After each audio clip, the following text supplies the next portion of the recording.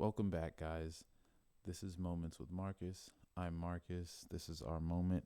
And today, what we're talking about is reverbs, and more specifically, what kind of reverbs exist and when to use them, in a sense. Um, so, with that being said, let's look at the piano.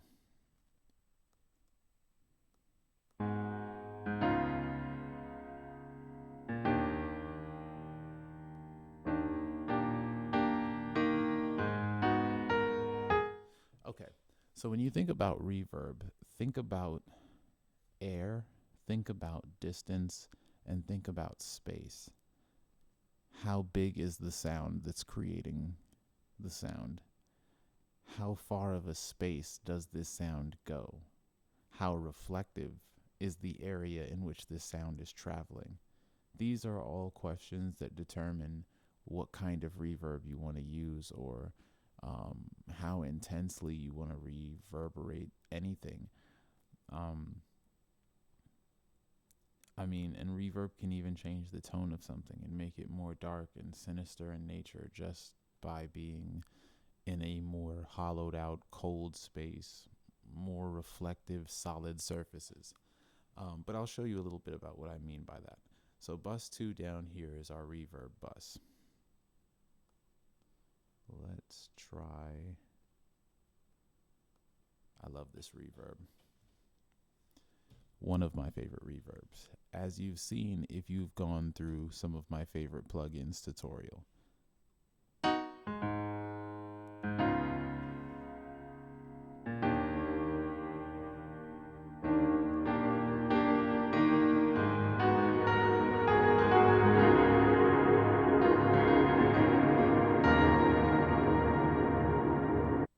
So, general rule of thumb, when it comes to reverb, you have to understand the vocabulary words here.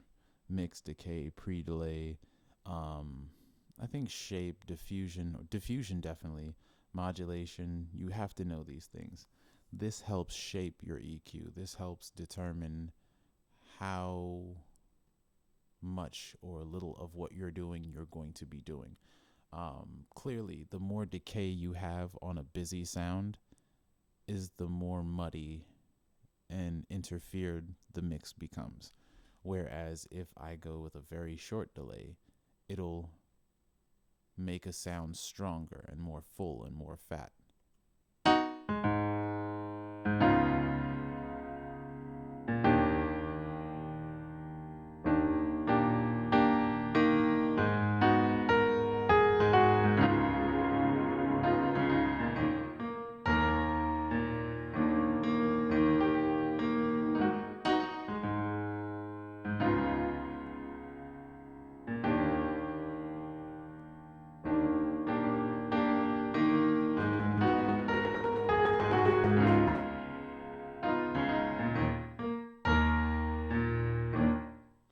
Now notice the size of the room and what kind of difference that makes.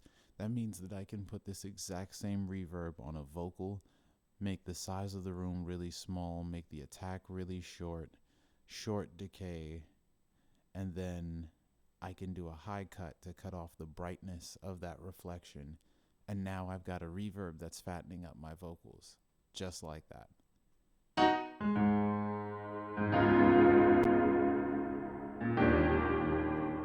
Or maybe I want to go for a more dark, melancholy kind of reverb vibe, and that would be where I would go with that. Let's try a different reverb.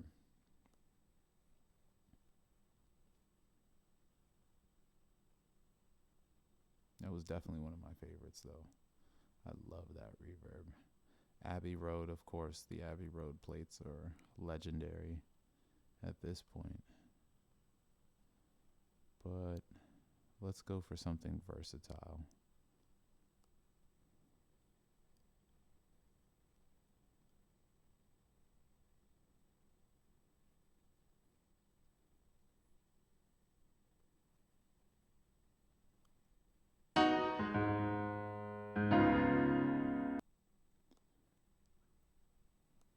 So, talking about reverbs that fatten up and and shape things, plates are synonymous for that. You know, putting a small plate, medium plate, even a large plate on a weak or thin sound can give it a certain level of body if you know how to control the decay and the pre-delay and the EQ of it.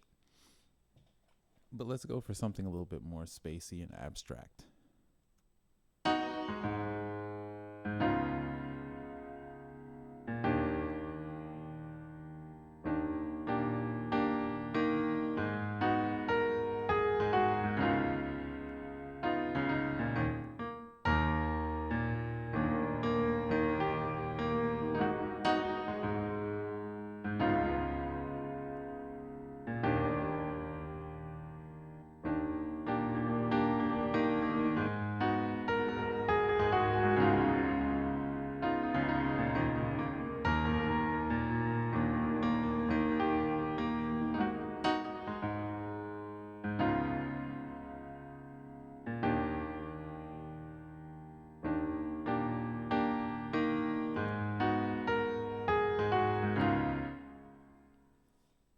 So that's one way of really making your instruments or your sounds glisten, making them shine within the mix, making them cut through the mix in a very passive and gentle way.